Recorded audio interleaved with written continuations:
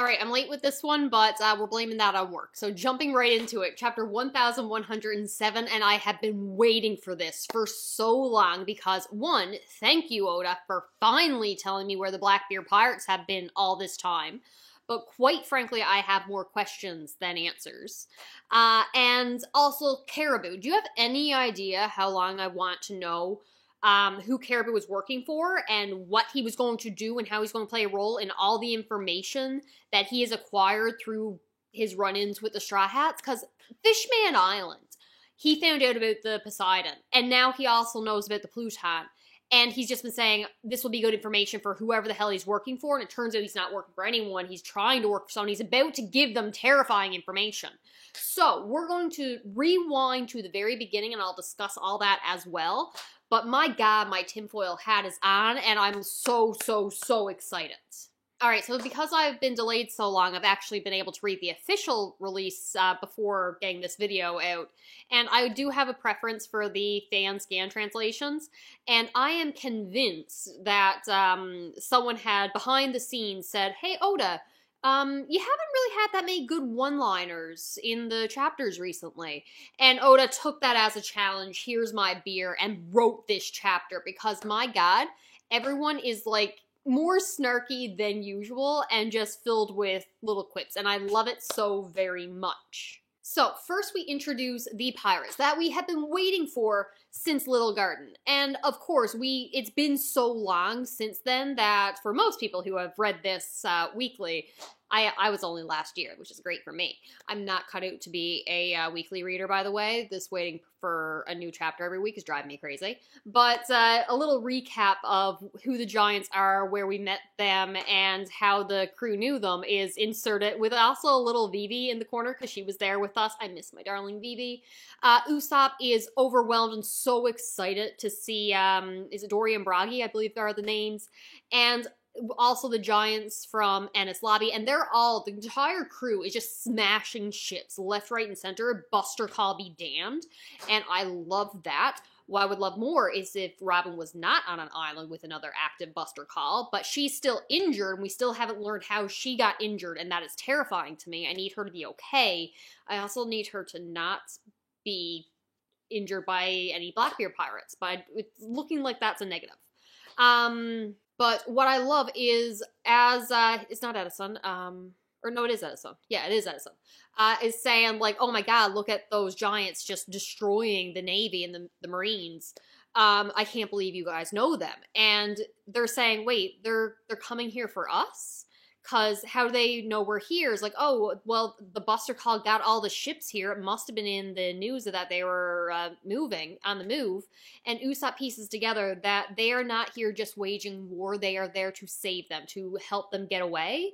And he's like, they're putting themselves in danger for us. We have to hurry. We can't just wait around. We have to get moving.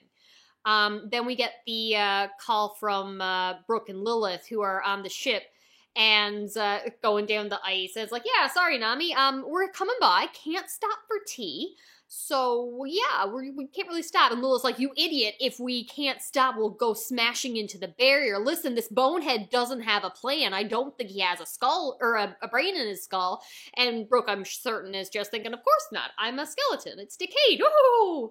And yeah, it's like, that's where I store the poneglyph rubbings. And she's like, Numbskull here, yeah, here's my plan to get us to stop. So she's coming up with a plan to stop the Sunny, while Jinbei goes to find Zoro, who is still fighting Lucci. Zoro is not taking this fight seriously, as many people I have watched their takes on it have pointed out. He's not wearing his bandana, he's not using Three Sword Style, he's not really using any Conqueror's Haki. Meanwhile, Lucci, who, by the way, I love to hate this man. I hate him so very much, but he is like my second favorite villain in all of One Piece, Dofi being number one.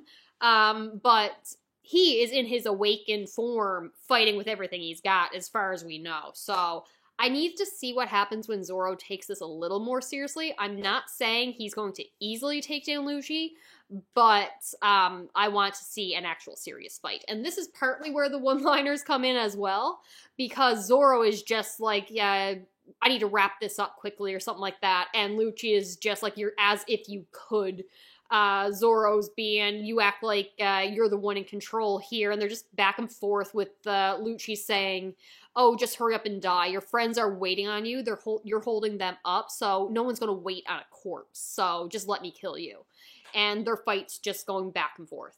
I am really interested in how Lucci's going to be used going forward, because he's been popping up a lot recently. He was a big antagonist in the past, and he has come a long way. Whether it be from when we first met him, he was more following the government, a complete psychopath, and he just really only cared about justice because he was allowed to kill for this justice. What he did was allowed. Manipulated from childhood, just like a child soldier. We have hints with Mother Carmel selling children off to the government. So I'm wondering if he came from her place. I can't remember if that's ever been confirmed. Or just some other location that's also been supplying child soldiers that they can manipulate and brainwash. So the fact that we're tying in similar backgrounds there makes me think that he's going to come into a larger role, because he's also been starting to question. While other people have been inspired by Luffy, he's more fueled by his... hatred's probably the wrong word. Envy or something about how Luffy was able to beat him. He had been undefeated in the past. CP9, CP0, he was the best of the best in his field, and now he had been defeated by Luffy, to the point that he started questioning government's orders. Emperors are allowed a certain amount of leeway. You can't just randomly go attack them. But Lucci's just like, I don't recognize his position as an emperor, therefore I'm not going to follow the government's rules. I'm going to attack him without permission. And while he's just attacking Luffy, and I don't like that, it does mean he is disobeying government orders. He's also mentioned by Kaku and them about you're asking a lot of questions, which is something I don't feel like past Lucci and Enies Lobby would have done. So he's changing, and I feel he's not going to become a good guy. He's not going to question the government and realize they're bad. He's just going to probably question the government and be like, I'd rather be a psychopath all on my own, and just branch out and be a different type of villain on his own. Or he could just stay compliant to the governments. Who knows? But I am very interested in how Lucci's going to play a role going forward. Or maybe it's because of his awakened form. I'm still not over the idea of when the Zoan Devil Fruit awakens, it starts to change your personality, and you can become more animalistic, like we've seen in Impel Down, but Lucci, maybe he'll be taking on a different personality where he's now awakened. It's not that he's being taken over by, but maybe he is being influenced a little bit more heavily by it. Is it Jaguar Devil Fruit? But more so I'm leaning towards Luffy's personality. He is far more goofy and very free, obviously, when he's in his awakened form, but I've been concerned since the beginning that his awakened form he'll be possessed by Joy Boy, and his personality and actions and priorities will be changing when he's in this form, and he might lose the focus of what's around him. So I want to know if he's going to be taken over by his own Devil Fruit, and we'll have to fight back against that as well. Cut to Bonnie. Angel, so happy. She is crying as she's looking up at Luffy. He's like, hey, what are you crying for? And she's just like, I've been looking for you forever. Like, of course I'm going to be crying. Looking for me? What are you talking about? I've been here with you this entire time. Yeah, but I didn't know you were Nika. Nika? Who's that? I'm genuinely surprised that Luffy didn't have a voice in his head at any point in time being like, giving him all the answers to the name Nika and everything, and he's just been like, that's not my name, I'm Luffy. That's random information. Yeah, I heard that name before. Didn't think it really applied. I didn't think it was important to mention it. I'm honestly a little surprised. But he has no idea the Devil Fruit powers that he has, or the importance of it yet. No one has told him about Nika, but Bonnie is just so happy and maybe a little shocked. And Luffy goes taunting her, what was with that weak punch you were doing? And she says, I was trying to do the rubber-like punch like you do, so why don't you show me how it's properly done, how to really do it? And I think it's the official one, it might be in the fan translation as well, Saturn says something along the lines of, this is why you deserve to die? Let me just double check. Stupid insects, there's a reason that you are worthy of death. And Luffy laughing, just showing his smile, Can't even see the eyes because his hair's in the way. It's like, no, there isn't. Okay, Bonnie, I'll do that. It's meaning I'm going to punch him in the face for you. And it's just like him saying, Saturn saying, like, this is why you deserve death. And Luffy's in Gear 5 form is like, no, we don't. It's like, we deserve freedom. No one deserves to die. And then he proceeds to wind up ready to hit Saturn with everything he's got. And Saturn gives him the death glare thing that had exploded someone's face before, but Luffy, he just gets knocked back, but he brushes it off and hits him with a new attack. Oh my god. Don attack. Hang on. Yep, Don Gatling. So it's just like the bringer of the Don, so we're getting more of this prophecy coming through, and I cannot wait. They're talking to Vegapunk, who of course has been injured, and he's telling them to all get away. He's like, well, you'll come with us. And he's like, no, I'm a medical doctor as well. I know that if you move me, I'm going to die. I'll bleed out. And they're like, if you stay here, you'll die as well. To which Kizaru is coming ready to kill them. And I was still rooting for him. I really was. But there's no greater plan for him to be trying to save Vegapunk in some way. I was hoping that he was going to find a way to fake his death somehow to protect his friend. Maybe, at the worst, kill the body but save the mind, so like Punk Records and his mind itself, and just download it to someone else. I no longer believe that. Kizaru has betrayed me, and I don't know what to make of it. Tyra Banks meme just been going off in my head the entire time he comes up on page now. So he goes to attack, but thankfully, Sanji coming in to save the day, deflecting the laser beam attack, and is like, how'd you do that? And Sanji just being like, love is stronger than light, and Kizaru is just, again, just going, yeah, we're going to have to take that up with physics, or rewrite the physics books, and I love One Piece. If we start bringing in world actual physics to One Piece logic physics, add Toon Force, it's going to get very crazy. But, oh god, I love this. And again, just so many good lines in this chapter. Kizaru being like, they're gonna want me to bring in your heads at minimum for all this, and Sanji, so casually, lighting a smoke while Luffy is floating around behind him, laughing, is just like, yeah, you better start drafting that apology letter. And I'm like, my god, like, you're facing an admiral, and you do not care, and I'm all for it. But then I lose my actual mind, as finally, the Blackbeard pirates have made themselves known. Katarina Devon shows up, along with who I was not expecting. What's his name? I keep calling him Agar, like the little plates for bacteria that you grow cultures on. Van Auger, that guy.